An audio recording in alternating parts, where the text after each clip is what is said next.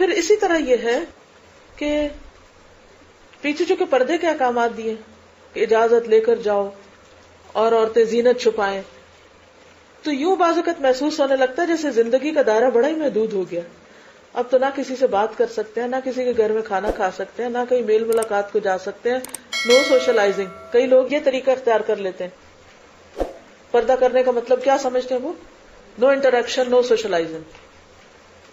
اس سے پھر کچھ اور لوگ بالکل چڑ جاتے ہیں. وہ کہتے ہیں کہ نہ کوئی دین والی لڑکی گھر میں لاؤ، نہ کسی دیندار کے گھر جاؤ، کیونکہ ان کے ہاں تو بہت پابندیاں ہیں. بات یہ کہ پابندیوں کے اندر بھی رخصتیں موجود ہیں اگر ان کو صحیح طور پر استعمال کیا جائے. اور وہ کیا ہے کہ انسان اپنے رشتہ داروں کے گھر جائے. اس آیت سے انڈائریکٹلی یہ بھی پتہ چلتا ہے کہ رشتہ داروں کے گھر جایا کرو، آپس میں میل ملاقات ہونی چاہیے، اس میں کوئی حرج نہیں ہے، کوئی گناہ نہیں ہے. صلہ رحمی اسی سے تو ہوگی. اور پھر یہ ہے کہ جب کوئی آتا ہے تو آپ اس کو کھانا بھی پیش کرتے ہیں. کھانے پہ کہیں جانا اور کھانے کے لیے بلانا، یہ دونوں مسنون عمل ہیں، نبی صلی اللہ علیہ وسلم کی سنت سے ثابت ہیں. اس پر ایک کیسٹ ہے دعوتیں اور تحفے، اس میں بھی ان چیزوں کو کافی ڈیٹیل میں بیان کیا گیا، پھر کیا ادب آداب ہے، کیا کیا جائے اور کیا نہ کیا جائے. اینی ویز، تو بات یہ ہے کہ پردے کا مطلب کمرے میں گھس کے بیٹھ جانا نہیں. سب نے سن لیا؟ زینت چھپانے کا حکم ہے، حیاداری کا حکم ہے، سوشل بائیکاٹ کا حکم نہیں ہے. پردہ از ناٹ سوشل بائیکاٹ. اگر اکیلے ہی رہنا تو پردہ کس سے کرنا؟ پردہ ہے ہی اس موقع کے لیے جب آپ انٹریکٹ کرتے ہیں. تو آپ اپنی زیب و زینت کو چھپا کے اپنے باحیا لباس میں آپ کیا کریں کہ لوگوں کے ساتھ ملیں جلیں، رشتہ داروں سے ملیں، لیکن حدیں نہ توڑیں. چاہے آپ بوڑھے بھی ہو چکے ہیں تب بھی اپنی حیا اور عفت کو باقی رکھیں. پھر اس میں یہ ہے کہ بعض لوگ اس پہ بڑی فس کریٹ کر دیتے ہیں کہ ایک جگہ کھانا رکھا ہوا تو ہم تو نہیں جا رہے. بھئی آپ جائیں، کھانا لیں. اب خاندان میں آپ دیکھیں بعض اوقات دو جگہ پر کھانا نہیں رکھا جا سکتا. ہاں، اپنے بیٹھنے کی جگہ دو کر لیں. آپ جائیں، ایک مرد جا کے کھانا لے لیں، پھر عورتیں کھانا لے لیں. یا اگر آپ رشتہ دار ہی ہیں صرف، کیونکہ صدیقکم فرینڈز کی بھی بات آ گئی نا، یہاں صرف رشتہ داروں کی بات نہیں، فرینڈز بھی بیچ میں انکلوڈیڈ ہے کہ جن لوگوں کے ساتھ آپ کے لین دین ہیں، تعلقات ہیں.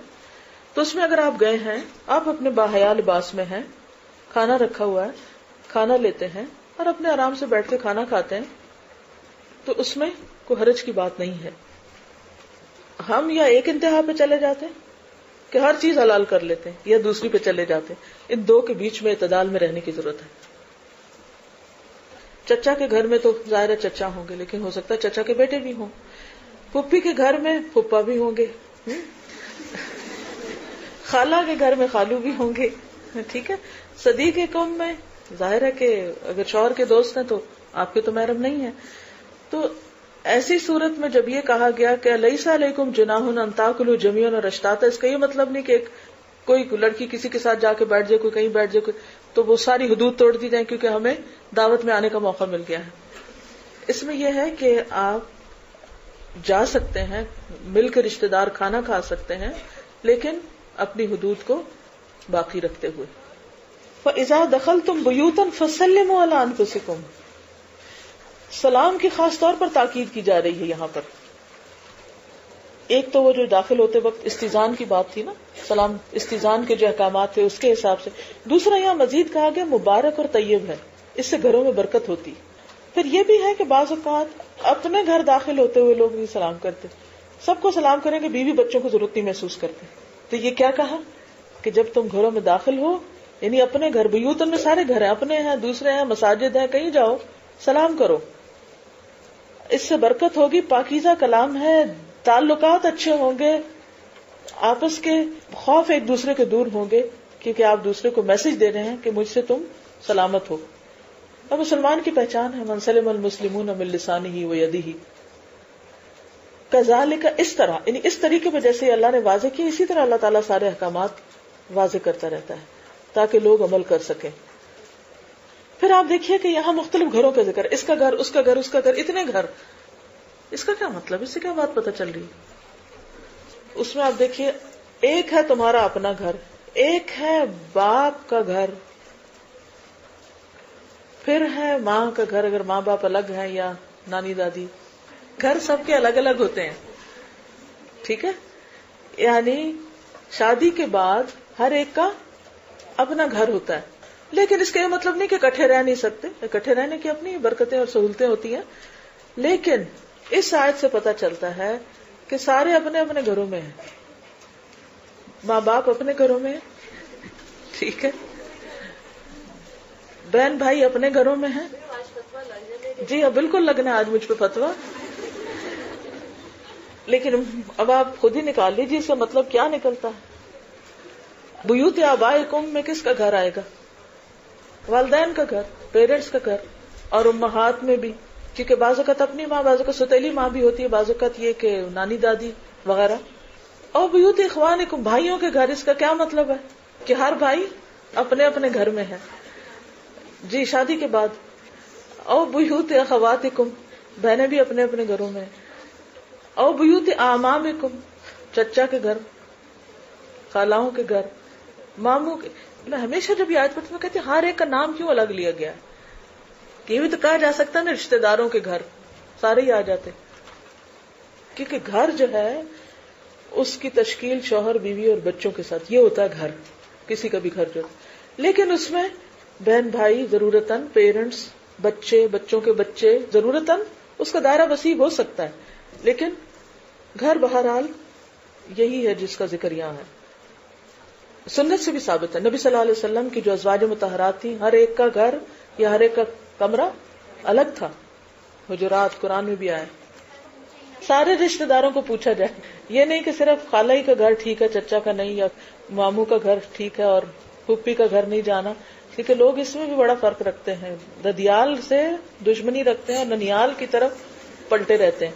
تو اعتدال، اس میں عدل بہت ضروری ہے.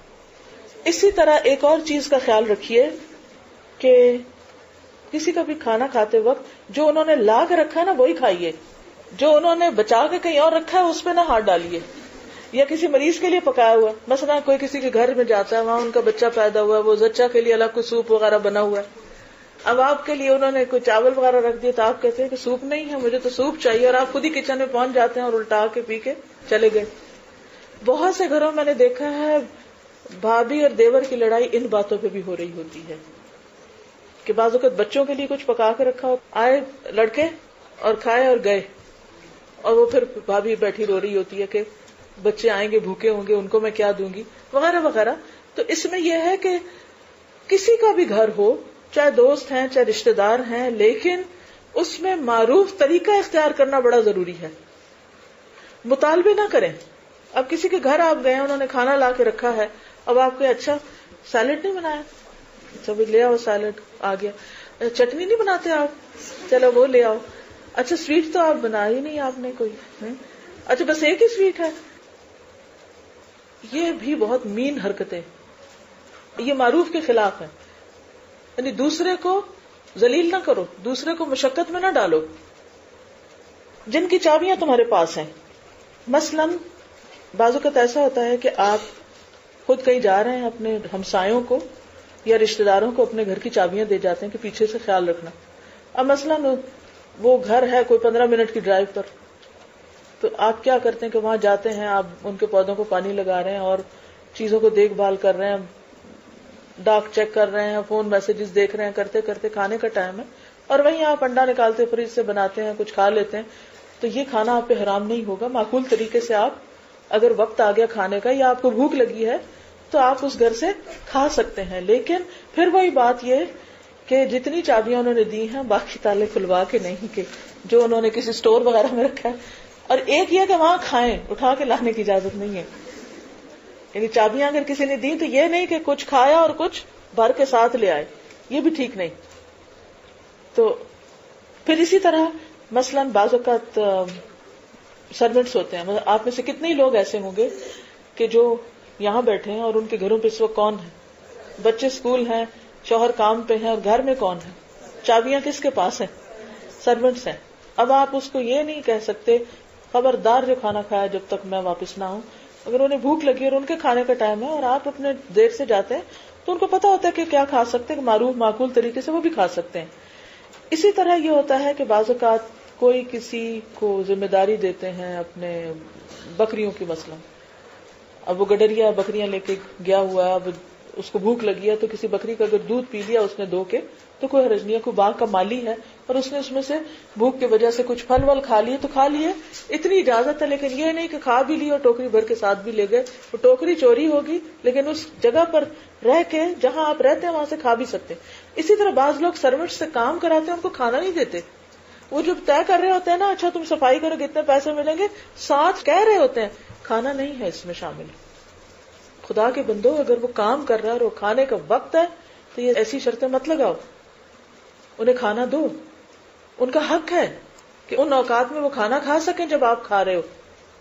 تو اسی طرح بعض اوقات ایسا ہوتا ہے کہ آپ نے کسی کو کسی خاص وجہ سے چابیاں دے رکھی ہوتی ہیں، یا تو جب بھی آپ کسی کو چابی دے دیں تو اس کو ساتھ قانونی اجازت مل جاتی ہے کہ معقول چیزیں جو سامنے ہیں اس میں سے اگر کچھ اس کو کھانا چکھنا ہے تو، مگر تجسس نہیں کہ اگر چابیاں مل گئی تو آپ اب ایک ایک چیز کی تلاشی شروع کر دیں، وہ درست نہیں.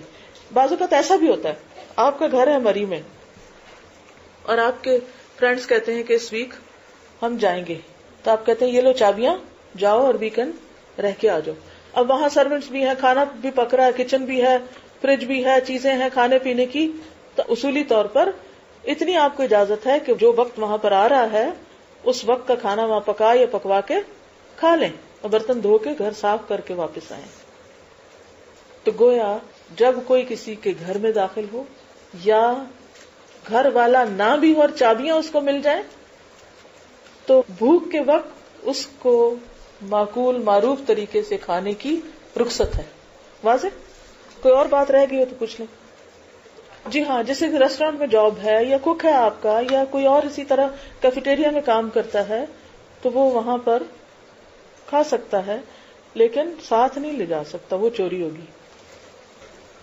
اسی طرح یہاں پر بیٹوں کے گھر کا ذکر نہیں کیا گیا یا اولاد کے گھر کا ذکر نہیں کیا گیا. سب کا ذکر ہے نا، آپ نے دیکھا ہوگا باپوں کے گھر کا ذکر ہے، ماؤں کے، سب بیوتکم کا ذکر ہے. تو جیسے پہلے میں نے عرض کی حدیث میں آتا انت و مالک لابیک، تم اور تمہارا مال تمہارے باپ کا ہو، یعنی جو خصوصاً بیٹے ہیں، یعنی بچوں کے مال پر ماں باپ کا حق ہوتا ہے کہ وہ اس میں سے لے لیں.